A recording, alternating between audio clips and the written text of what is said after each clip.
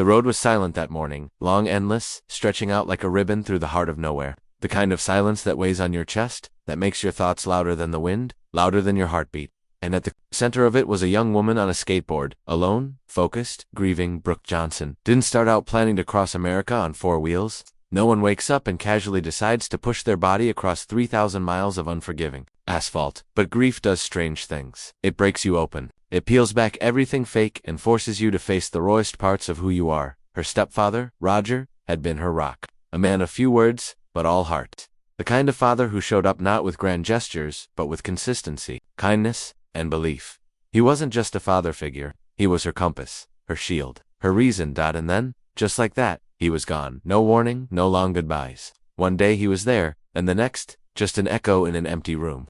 The world didn't stop turning. The sun still rose. The traffic still moved. But Brooke felt frozen, stuck in a timeline she hadn't chosen, in a story that felt like it had lost its ending. At first, she did what most of us do. She cried, she yelled, she stayed up all night looking at old photos, listening to his voicemails, on repeat, afraid to delete even one. But the grief didn't leave. It sat in her bones, heavy and unmovable. And so, she did something different, something wild, something that, on the surface, made no sense at all. She got on her same one she used to ride around town. The same one she once used to skate 178 miles in his honor. But this time, she wasn't skating for a weekend, or a week. She was skating across the entire United States. It wasn't about going viral. It wasn't about sponsorships or social media. Likes. It was something older than all that. She was chasing something she couldn't quite explain. Closure, maybe. Connection. Or maybe she just wanted to suffer enough to feel close to him again. Because grief doesn't always want comfort. Sometimes it wants pain with a purpose. She started in the early spring. The first day was brutal and emotionally. Her backpack felt heavier than expected. Her legs burned, her feet blistered. Her mind screamed at her to turn around. But she didn't. With every push of the board, she whispered his name, not out loud, just in her head, like a rhythm, like a heartbeat. But Roger, but push, Roger, push. The world around her became a blur. Highways, forests, small towns, truck stops, empty fields. People honked, some waved, others stared. Few understood. But none of that mattered, because this journey wasn't for the world. It was for him, and for her. She camped in ditches.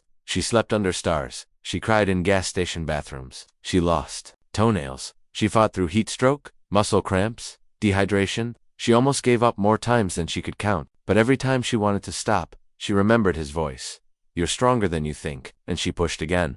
This wasn't an athlete on a sponsored tour. This was a daughter in mourning. A human being navigating heartbreak the only way she knew how. By moving forward, 1 mile at a time. There were moments of beauty, random strangers offering food, a bed, even just a cold bottle of water. A woman in Kansas left her a handwritten letter on the side of the road. A kid in Missouri skated with her for 2 miles. Before saying, "My dad passed too," each encounter added weight to the mission. This wasn't just about Roger anymore. It was about every person who had lost someone and didn't know what to do with the pain. Brooke had become a vessel for their grief too. A moving tribute, a silent scream on wheels. And Shay kept going. Through broken pavement, through thunderstorms, through exhaustion so deep, she could barely stand. And yet, every morning, she rose. She taped her blisters. She adjusted her pack, and she pushed. Because healing isn't found in stillness. Not for her, it was found in motion. And Brooke Johnson was just getting started.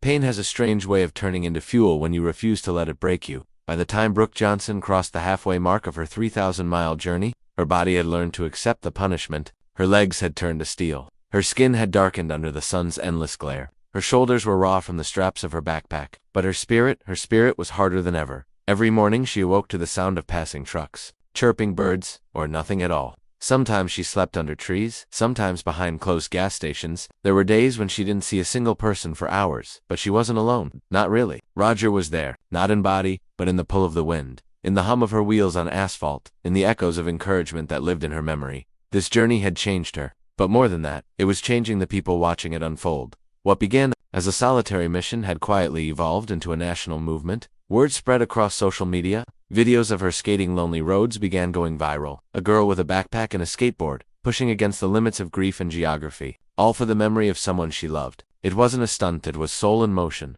People began following her route. Some drove miles just to catch her and say thank you. They shared their stories, their losses, their own versions of Roger, and for each of them, Brooke listened. As a celebrity or an influencer, but as someone who understood, there were no speeches. Just eye contact, nods, hugs, tears, human moments. There was the old man in Oklahoma who handed her a small locket with his wife's picture inside and said, "She'd be proud of you." There was the teenager in Texas who said she hadn't smiled since her brothers overdosed until she saw Brooke skating past her school and realized pain didn't have to end you. These moments weren't planned. They weren't sponsored. They were sacred. Because the road has a way of stripping everything artificial away. You can't fake it on a highway in the middle of nowhere. You can't pose your way through exhaustion, and you definitely can't outrun grief. But you can move with it. Somewhere along the long stretch through Arizona, Brooke hit a wall. Her feet were covered in bleeding blisters. Her wheels were worn. Her board was splintering. And for the first time in weeks, she considered quitting. Not because she didn't want to finish, but because she wasn't sure if her body would let her. She sat by the side of the road, helmet on her knees, chest heaving from the weight of miles behind her and thousands of miles ahead. The silence screamed. And then she remembered something her stepfather once said while fixing the sink. One summer afternoon, most people stop when it gets hard. But if you keep going just 5 minutes longer than you think you can, you're not most people. She didn't need a crowd. She didn't need a finish line. She just needed 5 more minutes. So she got up, taped her feet, drank warm water from her backpack, and pushed. 5 minutes turned into 10.10, turned into an hour.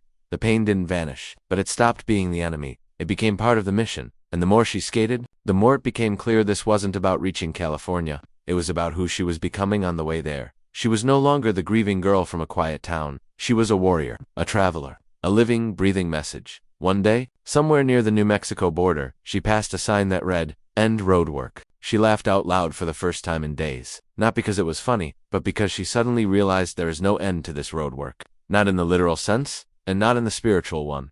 The road was her work now. And maybe it always would be. She wasn't trying to get over Roger's death anymore. She was learning how to carry him, and in doing so, she was learning how to carry herself. The sun was setting behind the hills when Brooke Johnson crossed into California. The horizon stretched wide like a final slow exhale, and the air carried a strange sense of stillness. Not silence. She'd grown familiar with silence. This was different. It was the quiet that comes after surviving. Something you weren't sure you could. Her board had been with her through every mile scarred, chipped, worn down to its essence.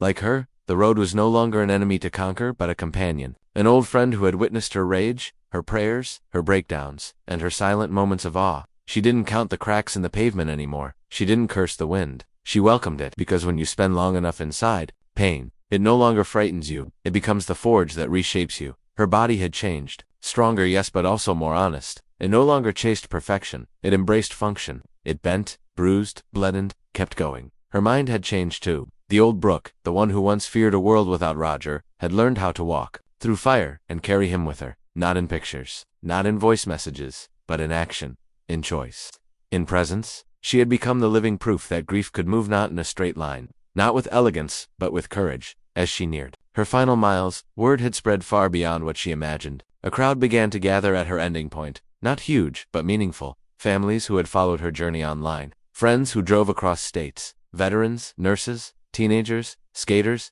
grievers, survivors, people of every kind, holding handmade signs, wearing shirts with Roger's name, carrying stories they hoped she'd understand. She didn't speak much as she approached. There wasn't much to say. The last push wasn't about words, it was about arrival. She reached the edge of the Pacific Ocean just after noon. The waves crashed without ceremony. The clouds hung low. But there was something holy about it all. She stepped off her board, took off her helmet, and simply stood there watching the sea roll in. Endless and chaotic and alive. And for the first time since Roger's death, she felt peace. Not because the pain had disappeared, but because it no longer owned her. Because she had turned that pain into momentum, into meaning. Someone asked her later what the hardest part of the journey was. She thought about it, then simply replied, stopping.